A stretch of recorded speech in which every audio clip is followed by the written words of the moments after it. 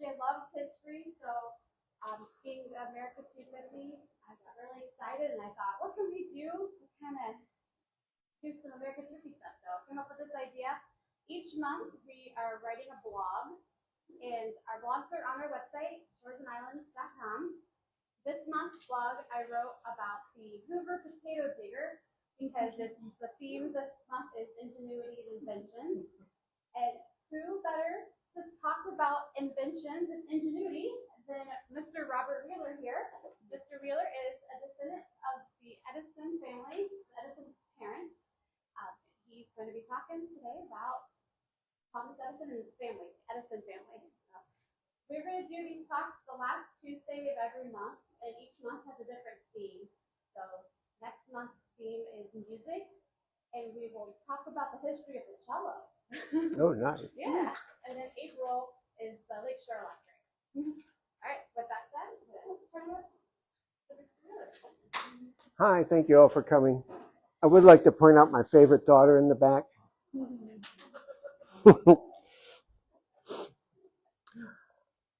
My name's Robert Wheeler. I am president of the Edison Birthplace Association in Milan, Ohio.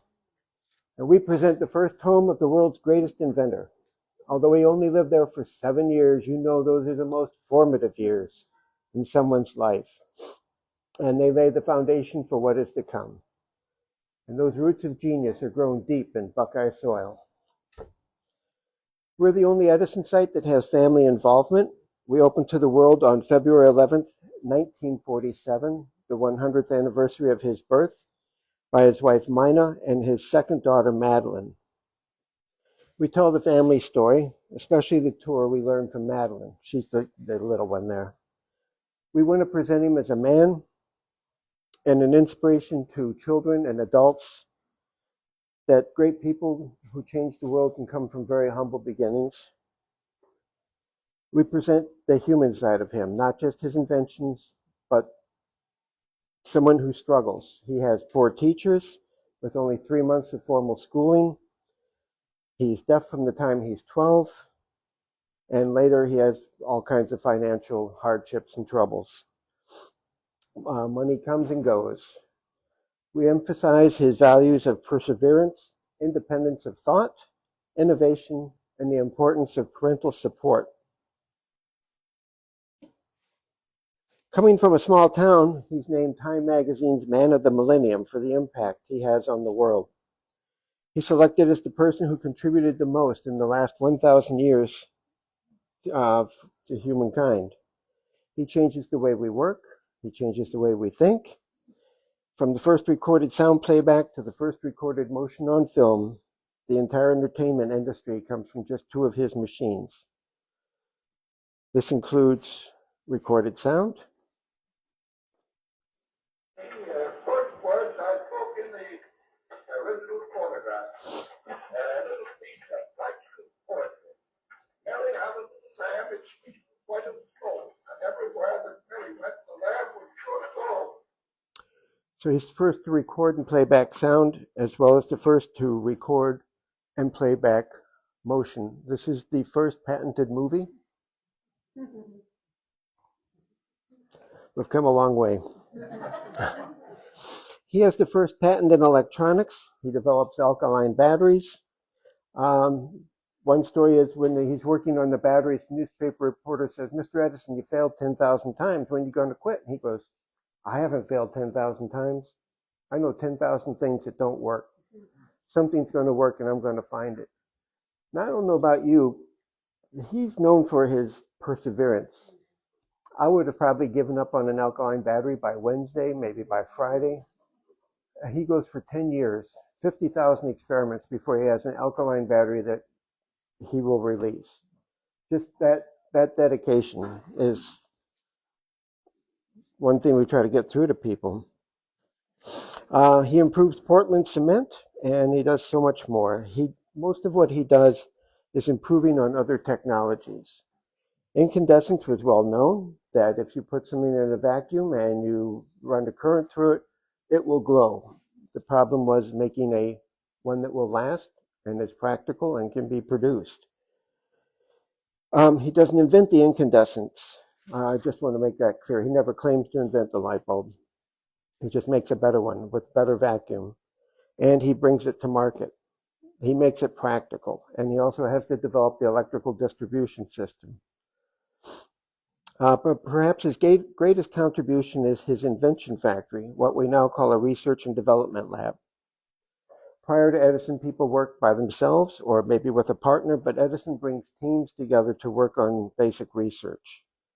He invents all his major inventions by the time he's 39. That's big. I mean, that's the light bulb, the phonograph. So he just keeps going. About 6 years ago, John Keegan from the Charles Edison Fund gave a TED Talk, and on that he states, the world economy is about this is 6 years ago. The world economy today is $80 trillion. The U.S. contribution to that is $20 trillion. And Edison's contribution to that world total of $80 trillion is between $8 and $12 trillion.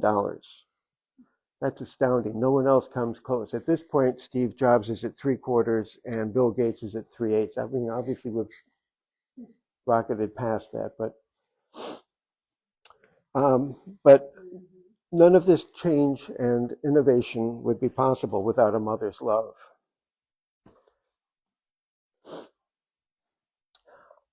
I don't like it when people read things that are on the screen, so I'll just let you read it.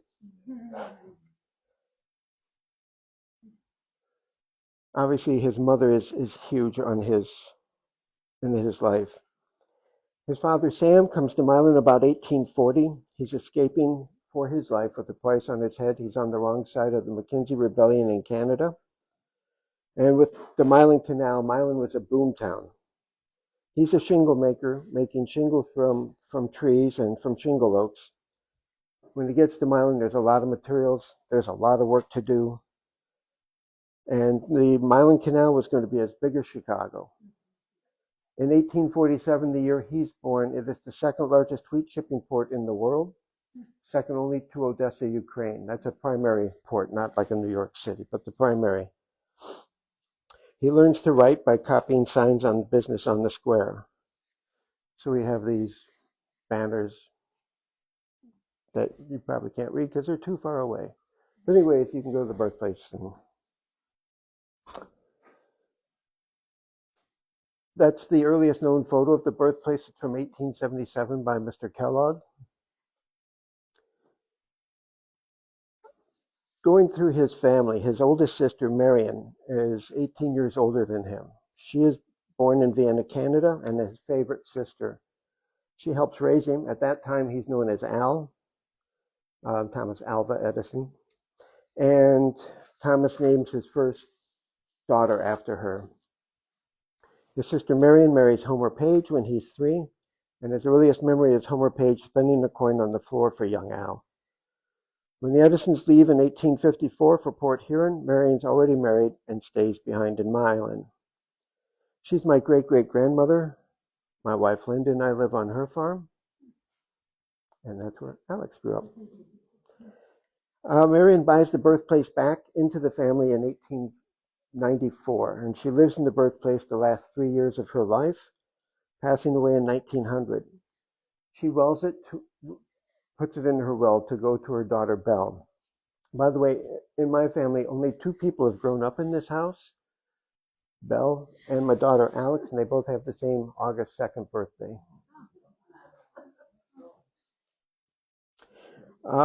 Belle is my great-grandmother, and she transfers it to her daughter Marion, who's my grandmother, and she sells it to Thomas Edison for $1 in 1906. Here's my father and his mother Marion in 1905 at the birthplace.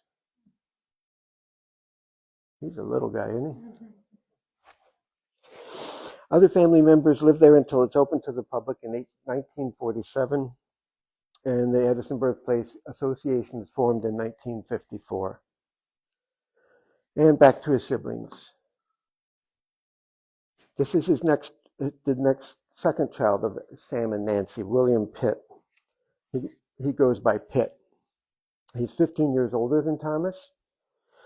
He later says, I live on a farm up and I'm only a plain everyday ruralist. All things considered, I managed to get considerable comfort out of life. If I were a genius like my brother, I probably would not enjoy myself as much as I do now. Greatness brings its troubles and perplexities, you know. He has 2 children, and his sister Tanny. Tanny's the next oldest one. She's 14 years older than Thomas. So he's raised almost as an only child. After Marion's married, he's probably closest to Tanny. Again, Marion's with him for the first 3 years, and then there's Tanny. She passes away at the age of 29. She gets married and has 2 children. The next 3 children are at the Milan Cemetery. So the 3 immediately preceding Thomas are buried. Actually, I thought this was interesting. The Edisons have 7 children total. 4 of them are buried in the Milan Cemetery. His oldest sister Marion is buried there as well. We have Carlisle Snow. What a great name, Snow. He's born in Canada and passes away, and he is 7. Next one is Samuel Ogden the third. He's the 5th child, born in 1840, and he lives for 3 years. And Eliza Smith is the 6th child, born in 1844, shortly after the loss of her 2 brothers. She dies on December 14th, 1847, not much more than 3, and she's the only one of those who at least got to see her brother, Al. And then there's him. He's the reason we are here. I'm going to skip a lot of his life, like how he saves the boy from getting hit by a train, a runaway car, and then as a reward, he asked to be taught telegraphy. And I'm going to skip the part about his early jobs as a candy butcher and riding on trains and printing his own newspaper. And I'm going to skip the part about how he later says, I read every book in the Detroit library. I'm going to skip all that. And I'm going to skip the part about his chemistry set that falls over and catches the train on fire and they throw him off. And he does say later, I haven't heard a bird sing since I was 12. And there's a couple of stories on that. He said one day he was running late for the train and he slipped and the conductor bent down and grabbed him by his ears and pulled him up. And he said, I heard something snap in my head. And then I haven't heard a bird sing since I was 12. Could also be measles, could be some other infectious disease. I'm going to skip the part how he leaves home at 16 and becomes a traveling telegrapher and ends up in Boston and New York. His first invention is a vote recorder for Congress so that you just press a button and it would tally it. And they say, we don't want this. That speeds up voting. We want to slow it down. Fast voting is bad laws. So he says, I'll never invent something people don't want again. His mom passes away about that period. He is not successful. He is still struggling. He was getting fired from his jobs. And there's a good story about he's a nighttime telegrapher, and they radio ahead. And you have to every hour you check in. I'm awake. And one day there's 2 trains headed toward each other, and they're trying to reach him, and they can't. And somebody runs and they look inside and he's sleeping and they see his machine automatically goes saying, I'm awake. So he had built a contraption to on the hour signal he was okay. The trains did not collide. They saw each other's headlights, but he gets fired. His first big one is the improved stock ticker. They had stock tickers previously, but they weren't synchronized. If one went out, they would start printing gibberish. So he has a synchronized one that's much more reliable. And he goes, they want to see him, and he goes, and he doesn't know what to ask for it. He's thinking $3,000. And he says, they say, well, what do you want for this? And he goes, I don't know. Why don't you make me an offer? And they said, well, how about $40,000? He was floored. He had no idea. And later on, they say, that was our starting point. We were prepared to go much, much higher. But he gets a check, goes to the bank. He doesn't know how to do banking. The teller plays a joke on him, gives him stacks of 10s and 20s, and he packs his coat and he says, I've never had such a bad night's sleep in my life. He doesn't know how to open bank accounts. But that gives him the money to start his first invention factory and to hire people to start working for him.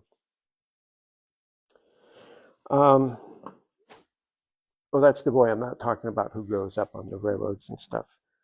And this is young Edison as he's starting off.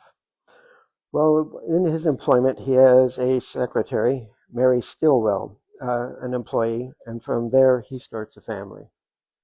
They get married. And they have 3 children. The first one is Marion, named after his oldest sister. Because he's into telegraphy, he nicknames his first daughter Dot. And then as she grows up, she dies in 1965. She was a former trustee of the Edison birthplace. Now, see, I had all this stuff I grabbed my wrong copy of my notes, sorry. She gets smallpox when she's 13 and goes to Europe. She ends up later on marrying a German and they get divorced, but she ends up coming back to the United States. None of these kids they all had a very hard life. Their father completely overshadows them. The second one is Thomas Alva Edison Jr. And I sure do wish I had the right notes here. It would be a lot more exciting. Anyways, none of these children have any children of their own. He ends up paying him, I think it was $40 a week to not use his name as Thomas Alva Edison Jr. He's getting taken in by, oh, I see, I've got my notes over here. Oh, thanks. I copied them all onto my laptop. People wanted him for his name, but doesn't have the mental facilities to do this, to keep up with his father. So he drops out of an elite prep school at 17 before getting his diploma. And that his father says his son desired fame more than a sense of actual accomplishment. He gives him $35 a week beginning, and he changes his name. He calls himself Thomas Willard. His father then sets him up on a mushroom farm to hope that he can become self-sufficient, and later it's increased to $50 a week to change his name. Next one is William Leslie. He's from 1878 to 1937. He's 58 when he passes away. No photo of him do you ever see him smiling. No children. The relations between him and his father were strained. The boys were sent off to prep schools, and his William Leslie's wife once asked for money from Thomas, and Edison says, I see no reason why I should support my son. He's done me no honor, and he's brought a blush of shame to my cheeks many times. He goes to farm life like his brother, breeding chickens.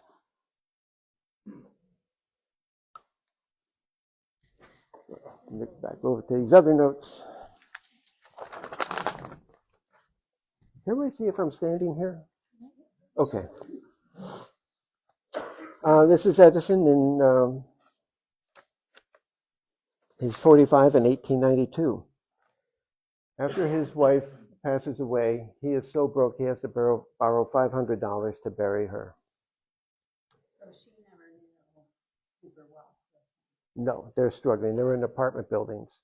He's invented the light bulb, but because he's always having to borrow money, investors own his patents, own his. To those 3. Yep. They have these kids have a hard life. As I said, the one, I've never seen a picture of him smiling. You go high, you go low. He marries Mina Miller, his second wife. This is before they get married.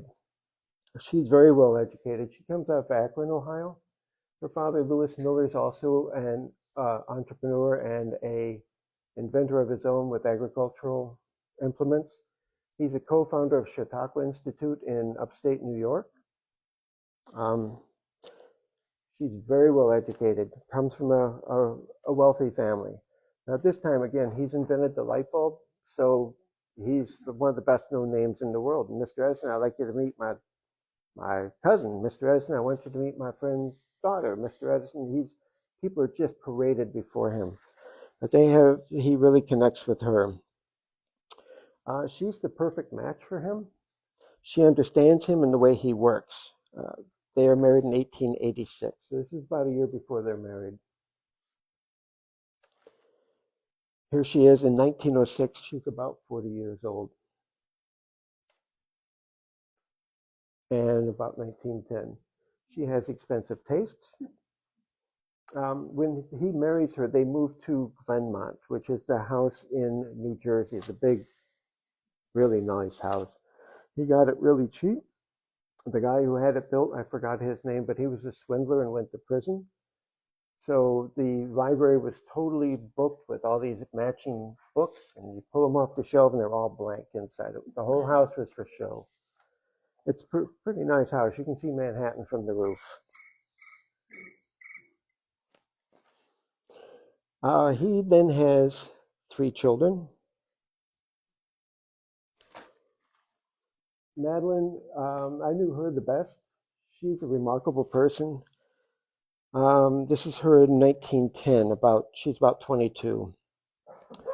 She's very well educated. She's brought up around the second round of children. These 3 are completely different than the first 3. Their moms are different. Their education's different. The expectations are different.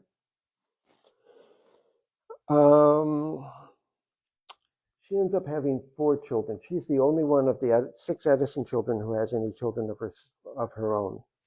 So there's no one with the Edison name that's a direct descendant. They're all Sloans. She has, I said, 4 children. 1 dies young. And we have Charles Edison. He's the first son of the second marriage. He takes over the business of Thomas Alva Edison Industries. Here he is at 41, about the time his father dies, and he becomes the head of the Thomas Alva Edison Industries.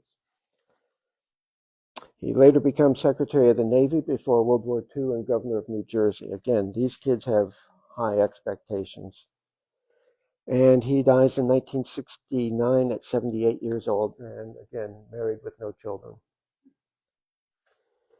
And Theodore. By the way, I only met Charles once. I was 7, so that doesn't really count. Theodore is probably most like his father.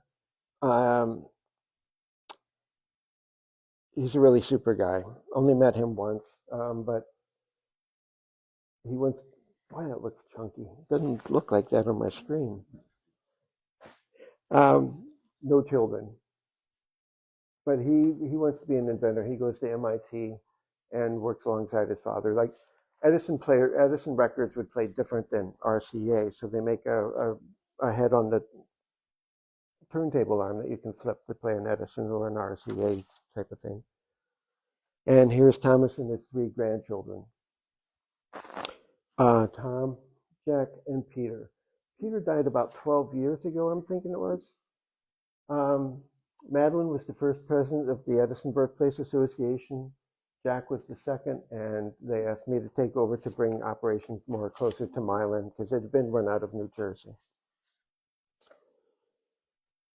And in Milan, we have the statue to Nancy. This woman changes the world with her belief in her son. I don't know how to stress that enough.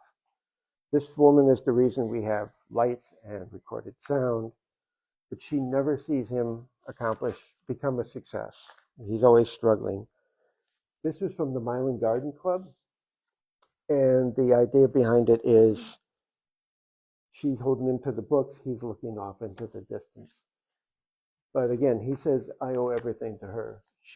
Her belief in him.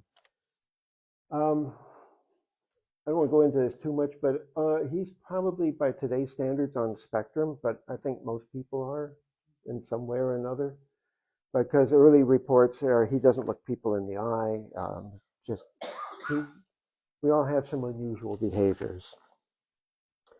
But I do learn how important the women in his life are to him becoming the person he is. He couldn't have done it without his mom, his wives, especially his second wife, who just understands what she's getting into. And we have a statue to Edison at the U.S. Capitol in Statuary Hall. Blah, blah, blah, blah. That was, in 2001, states were allowed to change the statues they had representing them at the Capitol. Every state has 2 statues. One of ours was Governor William Allen, and there's a reason you've never heard of him.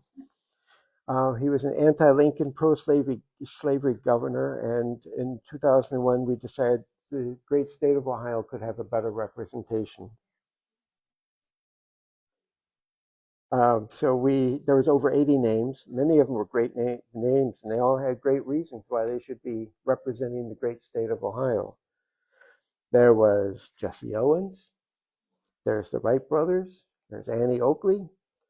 But as I said on the podcast, they all have great reasons why they should represent Ohio. Edison has 1,093 great reasons why he should represent Ohio. We pushed for Thomas Edison after a very lengthy and arduous process. He was selected, and Alan Cottrell from Zanesville creates the statue, and September 21st, 2016, it's dedicated at the U.S. Capitol. It's a very handsome statue, by the way. Is that the same one that's in Milan? Not quite. He's got his hand in his pocket, and it's a square base. The one we have in Milan is, they can't be exactly the same. There's rules against that. So he's holding a phonograph, and this is the original base that they wanted. It's a Buckeye, but the architect at the Capitol wouldn't allow that. So Alan kept it around and repurposed it. This was dedicated in 2018. And we have a bench. February 11th, 2020, we dedicated this Edison on the bench, recognizing the special efforts of Don Gaffel and Jeanette Henry, who led the tremendous effort to get Edison into the U.S. Capitol. This represents Mr. Edison's last visit to his birthplace, August 11th, 1923. Who was I talking to about the dates? August 11th. Around 1992, we had a guest, Steve Beta, who later became a Michigan senator, or state senator, and he suggested a U.S. coin produced by the U.S. Mint would be attractive to collectors. Boy, I learned a lot about politics and votes needed to pass a bill. Just because it's a good idea doesn't mean it's going to happen. They had to get 7 different states to tie in. So you need New York because they got a lot of votes. So there's Schenectady, New York, a GE plant. It used to be Edison's General Electric. You need Texas because they get a lot of votes. There's a little tiny one-room museum to Edison in Texas. You need Kentucky. So there was a spot in Kentucky where he had stayed. And just how you have to get these votes is pretty incredible.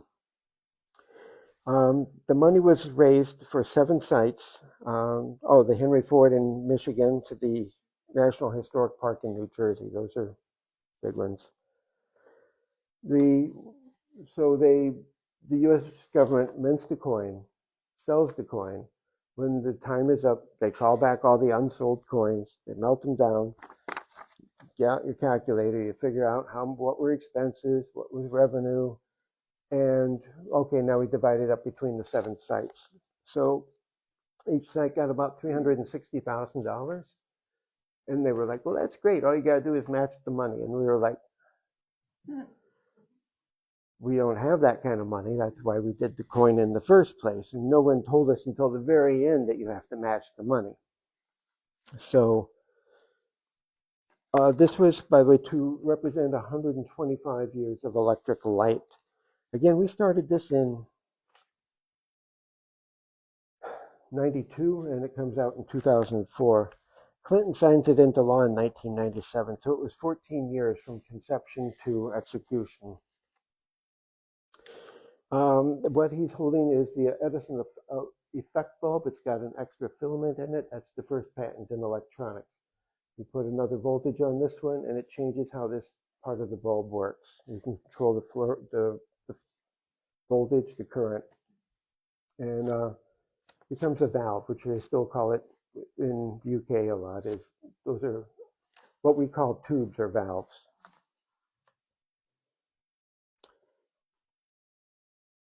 So we had to raise the money, and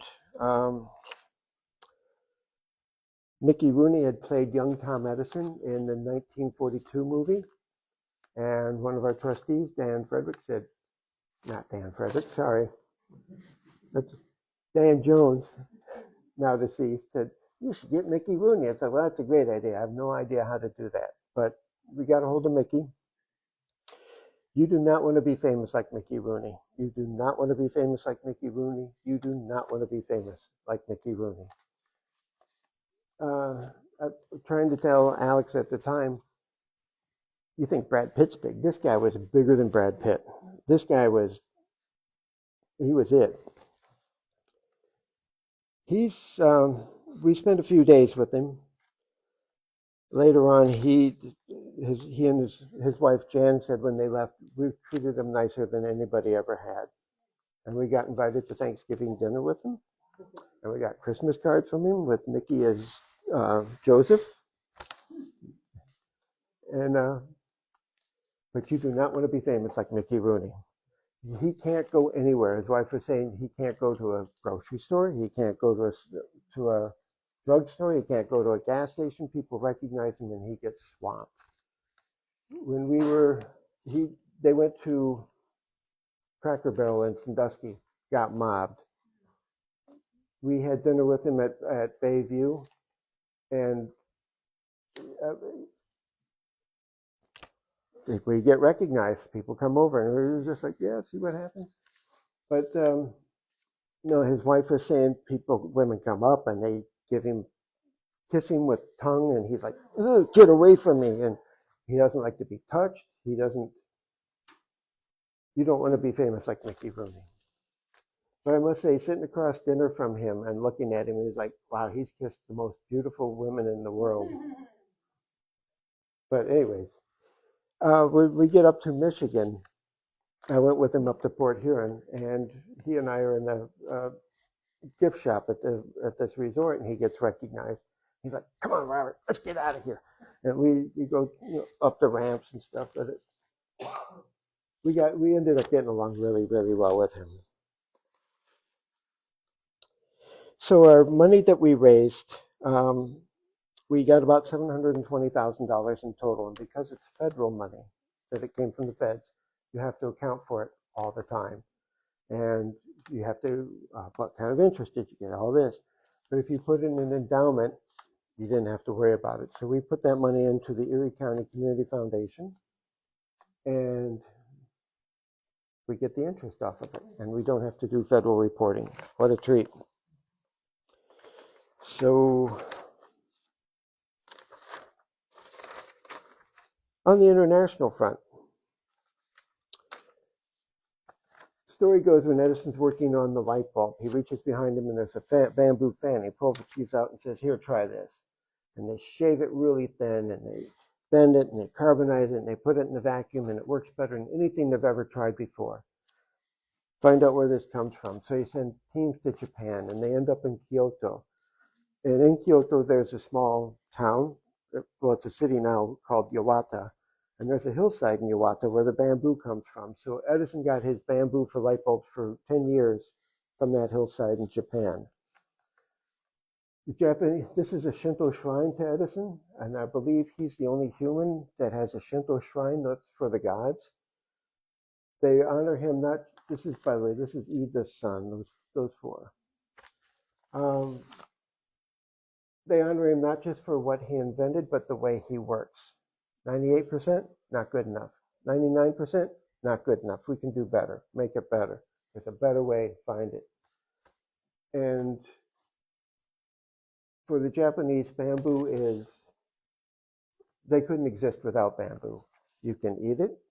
You can make structures out of it, like scaffolding. You can shave it with like razors and make it fine points. You can make brushes so you can communicate with it. And it comes in segments, much like your life does. So it's very spiritual to them. Again, they could not exist as they knew it without bamboo. And then he uses their bamboo to turn night into day. So we have been this is, I can't pronounce it, the Ishiwamu Hamagaju Shrine in Iwata. It's on a mountain. We have been, I think it was 1982, we become sister cities with Iwata, Milan and Iwata. So we have done cultural exchanges over the years. This is Mayor Haraguchi, who was the last mayor to visit us. We've had a couple of them. I've taken Alex to Japan twice for Edison. First time she was 2 months old. But so we represent America, Milan, and the Edison family. Mr. Tadimoto is the one who wanted to become sister cities and friendship. So every year we send artwork, we exchange artwork to the elementary schools. We've done the Zoom calls with them. It was all pre-COVID. Everything fell apart. And Mr. Tadimoto passed away some years ago. This is his son, Akira.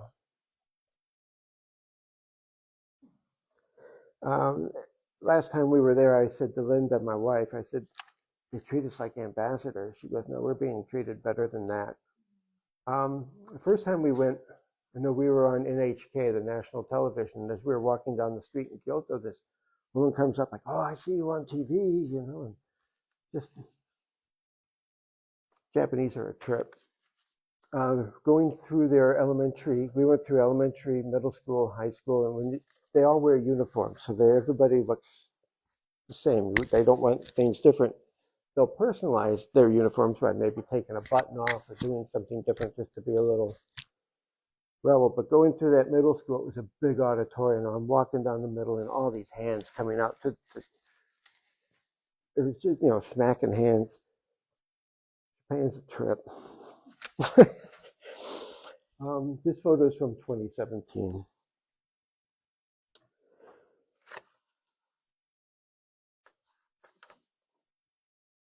Edison's a big fan of solar, and he thought solar was the way to go. As you can see, I put my money on the sun and solar energy. Go to the source. It powers the tides, it powers the wind, it powers everything.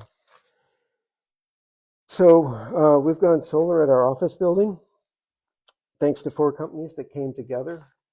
We have SolarEdge, Meyer Burger, Unirac, and NREP. These 4 companies donated the electronics, the panels, the mounting equipment, and the installation, which I like to think much like his invention factory, where you bring things together to accomplish something. So that's really helped cut our electric. It's pretty, I'm still not used to solar. I'm so used to turning off lights all the time, and now it's like, I got to use this power. We're making too much. Nice problem to have. And them installing the panels. Wow, it looks chunky on that screen. Does it look as jagged as it does?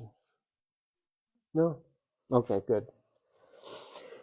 Don Gaffel was former superintendent of schools and on our board for decades. He'd been our vice president for decades, and he spearheaded the Edison Goes to Washington statue project. And he had one of the finest Edison collections in the United States, if not the world.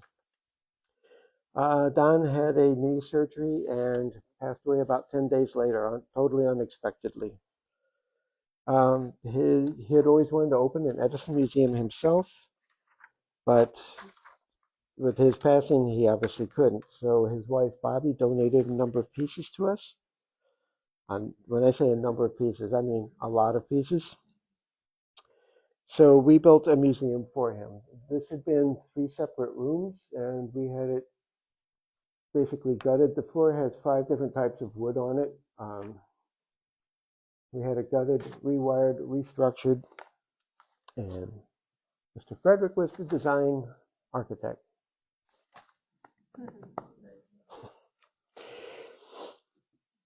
We did this. This was a $100,000 project, came in under budget, but I would like to thank Shores and Islands for their $50,000 contribution, which we had to match, obviously, but we couldn't have done it without Shores and Islands. It really pushed us over the top. This is the first major change we've had at the birthplace in 75 years, but we've changed a lot since this photo was taken. We are changing it all the time. We have ones like this concert. It's a 5-inch diameter disc. We give phonograph demonstrations at the birthplace when you take a tour, and they're loud. This thing is really loud. It's designed to fill a concert hall. They only made these for about 2.5 years, but we have a bunch of different interesting models. Edison in the home. Who knew we made panini makers, electric sandwich makers? So our typical tour is about an hour. You get 15 minutes in the office, and we do phonograph demonstrations of cylinders and platters. And then there's about a 45-minute tour of a 3-story house. The full price is $17, and we discount it if you give us your information for our mailing list. We don't sell our mailing lists. School tours are discounted heavily to $4 a student, and Edison schools students get in for free. On a tour, you start at the office, and you can see that we have a Grammy. He was awarded this in 2010 for technical innovations, and that's a story on itself. Alex and I went. I had to give a little 2-minute speech at the Grammys, and I don't even remember who we were sitting next to. Katy Perry, Russell Brand. I didn't know who Russell Brand was. I have a picture of Alex on Katy Perry's lap. And they trip to see Ringo's like 5 aisles away from you, you know. And Jack White was behind Alex. I know he's a big Tesla fan. I went up afterwards and I said, "Oh, you know," he goes, "Congratulations." I said, "Oh, thanks. You know the band I was in, Perubu." And he goes, "Oh yeah, of course." I said, "I'm the synth player for, at that time, like 25 years. And he gives me big hugs and, "Bro, how you doing?" And he wouldn't let Alex take any photos, so she was not happy that night. But at the Grammys, Liz is a great-granddaughter. Haywood's a great-grandson. Madeline's a great-granddaughter, and 2 of us. And Julie, she's a great-great-granddaughter. Haywood's wife, Deutsch, she's something else. She worked at Capitol Records in LA, and she goes, "Oh, I know Ringo. I sang on his records." She was also a Klingon princess in Star Trek IX. What fun. So the house itself is 3 stories. As I said, built by his father in 1841. One thing that I really like about our place is we are not behind plexiglass. When I went to Florida, you're in the hallway, but you can't walk in the rooms because all got plexiglass screwed all over. We are wide open. You get to walk on the same floors, see the same things. We tell stories about his first experiment, which was sitting on eggs at his sister Marion's farm. One afternoon, he was about 3 or 4. Oh, you can see it's a 3-story house. So there he is about 3 or 4. So he goes out, they can't find him one afternoon, and they go out and look, and they find him sitting on eggs, wondering why they can hatch them, why can't I? This took place at Mason and Hoover Road on the northwest corner. I think it's Gray House. That was where Marion and Homer lived at the time, and then across Mason where Schlesman's seat is now, there was a small bank barn about where the picnic table was. I remember it when I was little and they tore it down. I think I was about 7. And my dad had pointed out where it had been. So at the birthplace, you see his birth room and a lot of family items. His motoring cape and hat. We have Mina's graduation gown. Many items from Madeline's personal collection, as well as many items that were left behind with the family when they moved off. They were all left at Marion's farm. House in Michigan burns down. Basically, they lose everything. So the pieces we have, cradle benches, her bedspreads. We have a high chair. Madeline says, "Don't tell me when my father sat in that chair." She goes, "I never saw him sit in that chair, so you can't tell him that." But it's old enough that it was his high chair. We have, again, his mother's cradle bench, his mother's handmade thousand shell throw, horsehair furniture, Edison talking dolls. We have a rare Edison chalk telephone receiver, the Edison stock ticker, electric pens. Electric pen is the first mimeograph. It was the world's smallest electric commercially available motor. So you would write, and he also had to invent wax paper. So you write on the wax paper, take a roller, roll it over the silk screens, and you make your copies. He sells that to A.B. Dick later on out in Chicago.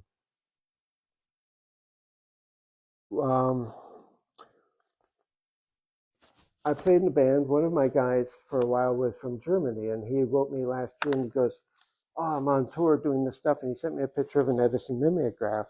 And I said, "Oh, that's really cool. 1888, blah, blah, blah, blah, blah." I said, "Where is that?" He goes, "At my promoter's house."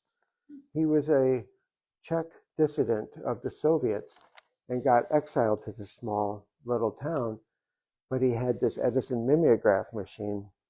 So he would make resistance flyers on a 100-year-old machine, which I thought was pretty great. So he sent us all these photographs, and he gives school demonstrations and opens up and all the pieces inside.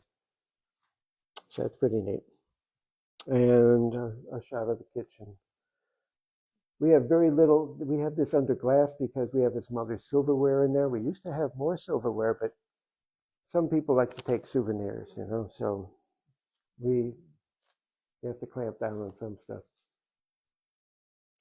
That's the high chair I was referring to. The walls down there are 22 inches thick. So when it warms up, it stays warm. When it cools down, it stays cool. So we also want to show examples of what life was like in pre-Edison times, and what it's like growing up on the frontier. You have no stove, you have no plumbing, you have no heat, and no electric light or climate control. So you have to make your own candles, you have to burn oil and wicks. Life is pretty hard. And then you can finish up by going back to the Donkefell Education Center. It's a self-guided tour, the one I showed before. And then I have all these photos through the years. This one you can see, this is a really unusual one. I don't know if that's a summer kitchen or what. That's the only photograph where that shows up. You'll watch trees change a lot over the years. This is when his father passed away, and so there's Tom and his sister. Another full group. I have a whole listing of who's who if anybody's curious. Probably not. Here he is. This is in 1923, his last trip back home. Notice the front porch that was added on about. We've determined in 1903. And here we are about 1934. So you can really see the front porch. Trees are always changing. And this is 1947, the year it was opened to the public. So it's trying to get back to its original appearance with the removal of the porch.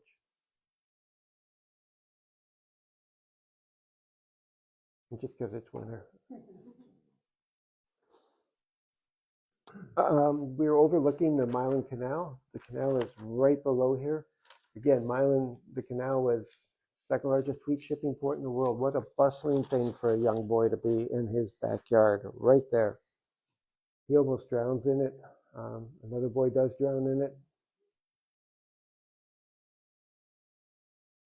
And thanks to Shores and Islands, we have new picket fencing. And another view of the picket fence. Ours was getting kind of tired, so. And we have new handrails. We had these old metal rails, probably from the 1950s. And this just is a little more of the aesthetic. And we have new signage, thanks to Shores and Islands. What we figured out was we need one to say February 11th, because we had this up on February 11th, and it says closed for the season. We only got 3 people that day.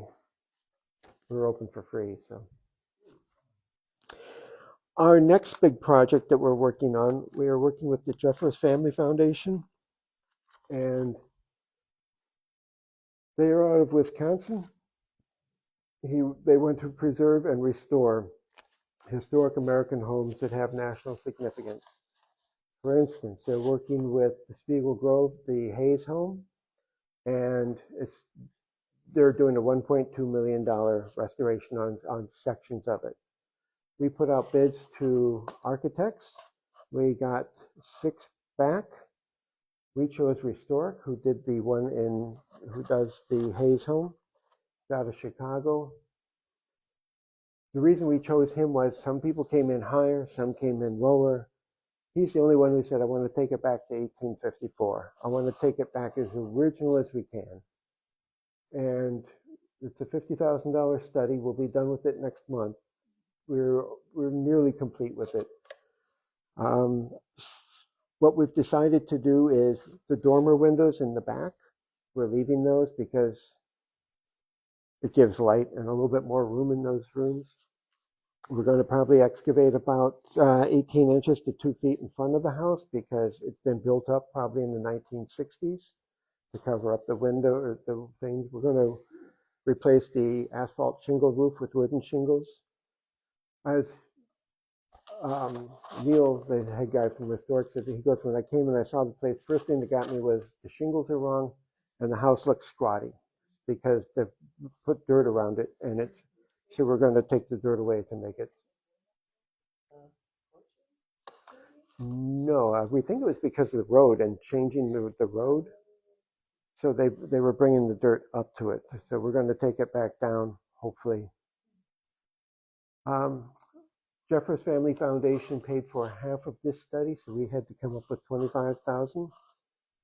Thanks to the Erie County Community Foundation for a $6,000 grant. We had docents who gave $1,000. We had other people who donated money, so we were able to do the match. They will pay for 1/3 of the final cost. Now, it's going to be expensive. I know.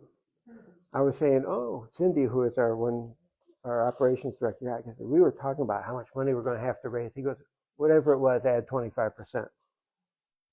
So this is going to be kind of daunting, and I think we have 3 years to raise the money, but it's going to be a lot. But some things we're doing is all the brickwork needs to be retuck pointed. I think it was in about 92 or so, we had a guy come in who was doing tuck pointing. I said, I've been to these classes. This is really old brick. It's a different kind of brick than modern brick. It's kind of like a loaf of bread. It's got a harder crust on the outside, but it's soft inside. And if you use something that's too hard, the bricks need to expand and everything. And if it's too hard, like cement, it can't expand and the face will fall off, and then you expose the inner part, and we don't want to do that. But hey, he was a mason. He knew more than I did. So he used cement. That all has to be removed. It's all drilled out. So we're looking probably $125,000 just for the masonry work. A kite needs a strong wind to fly high. You need something to push against so you can rise higher. And any questions? Did the dime ever happen? You create the dime? It was a silver dollar. What's a silver dollar? Yes. I do have his daughter Madeline. It's a slightly edited version, but her talking about the birthplace. If anybody would like to hear it, it's kind of nice. It was raining that day, so there's a lot of noise that's hitting. So I tried to filter it out.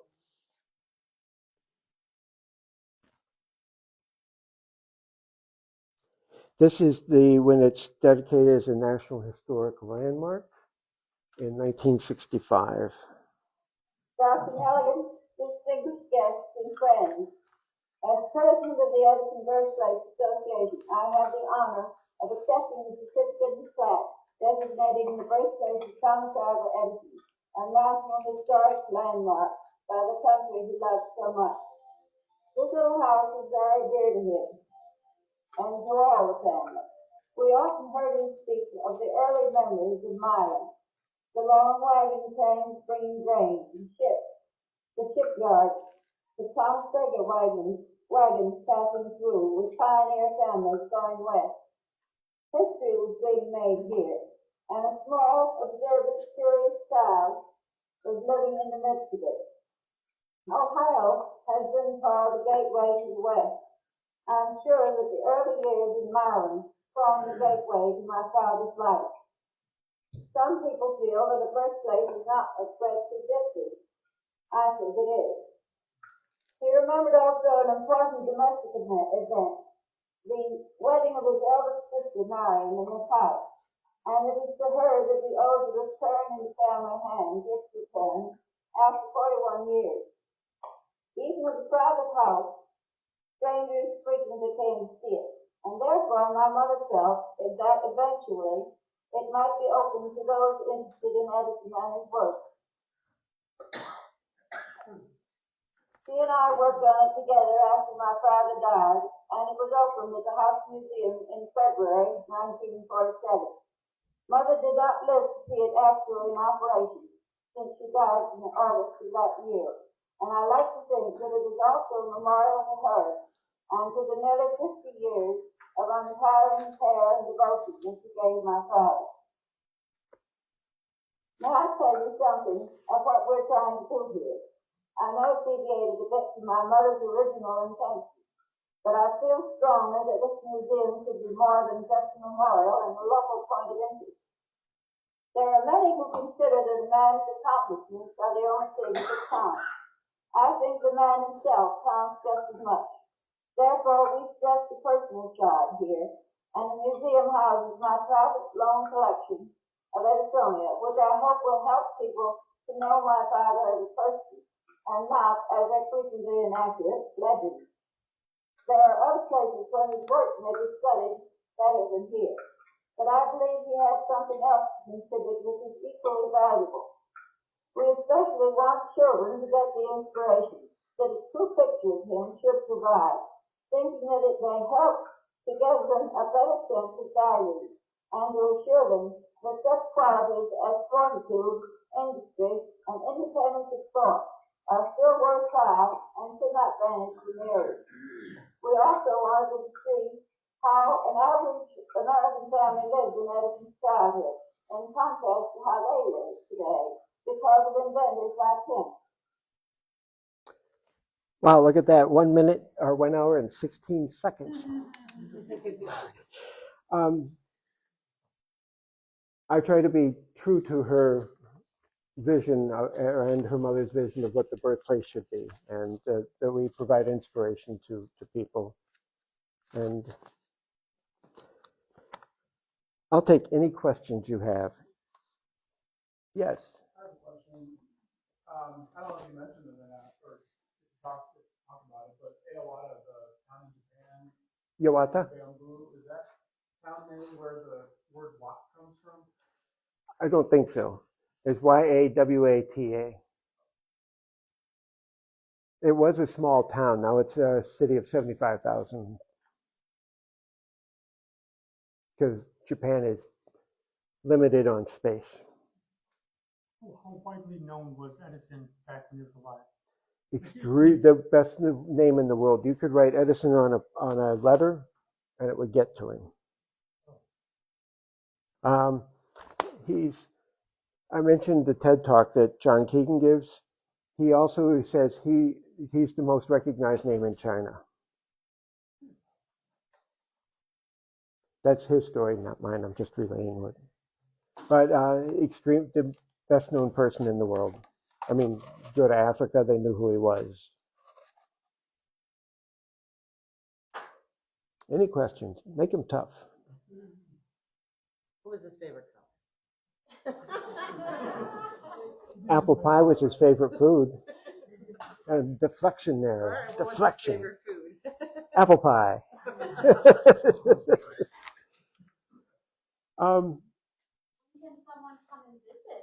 Boy, what a great question. You should check our website, tommedicine.org, because ours right now, we're closed in February. We'll start opening in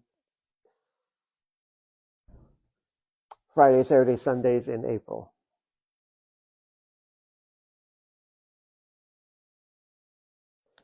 I can talk about Tesla.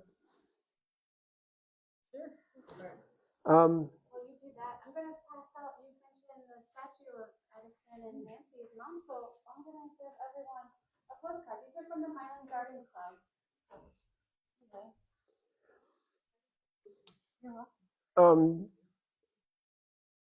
Tesla and Edison is presented as conflict and AC versus DC, and we make up conflict because that sells things.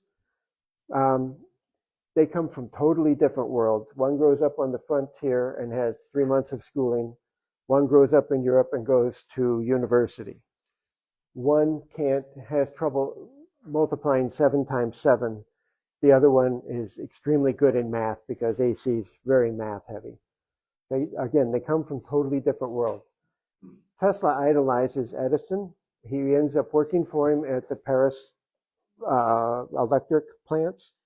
And one of Edison's main assistants, Charles Batchelor, brings Tesla to the United States and says to Mr. Edison, I think you'd like to meet this guy. And they get along okay. Later on, they have some conflicts. Tesla says if he wanted to find a needle in a haystack, he would go through every piece of straw instead of using a magnet. Because Edison would assign, you do this, you do this, you do this.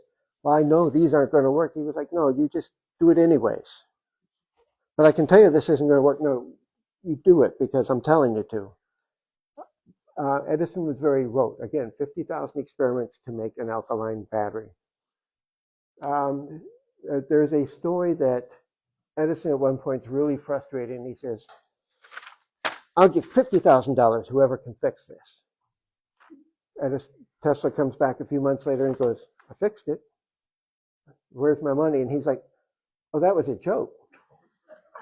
Now, $50,000 in 1892 is about, we're getting close to $2 million in today's money. If somebody says, I'll give $1 million, whoever can fix this, do you think they're serious? No, I think it was done out of frustration. And Edison is not known for being generous with his money. He oftentimes his employees have more money than he does because he's just broke. I mean, his wife has expensive tastes. He's invested it all into these things. And there is some speculation that's why Tesla quits. Tesla has some patents with Edison. Now, if you work for IBM or Xerox, you have to sign paperwork when you work for them. Anything you invent belongs to the company. Like it or not, that's the way it is. They pay for your salary. They tell you what to work on. They give you the equipment to work on it. I want you to figure this out. But Edison gives Tesla his patents back, which Tesla takes to Westinghouse.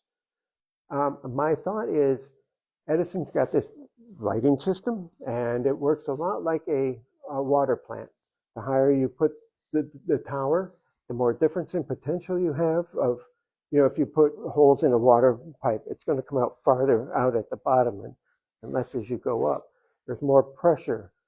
So the higher it is, the more pressure there is. So that would equate to voltage. The bigger the pipe is how much current, and it goes from up there to ground. Tesla says, well, that goes back and forth 60 times a second. And Edison, poor in math, I think has a really hard time comprehending this. These are my speculations. And again, his math skills are poor. He's a reader. He's a huge reader. He reads everything he can growing up. By the way, he and his father are both huge fans of Thomas Paine. Don't like authority. Don't like people telling you what to do.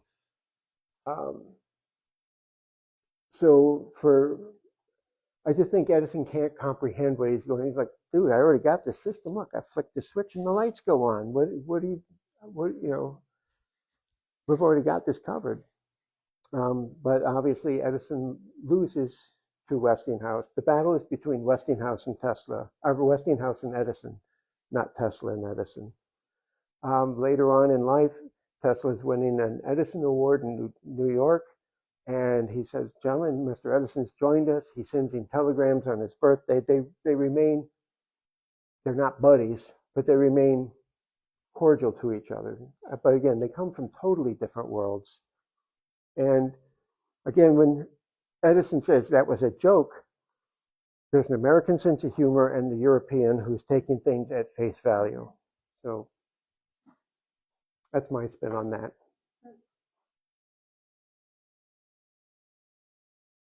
There's free drinks and free food and free postcards.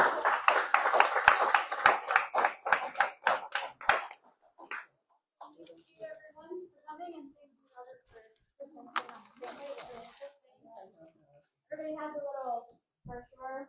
We have a couple trails in here. We have a shoreline stories, huge American 250 trail, and then a history mystery with an out of town 250 trail.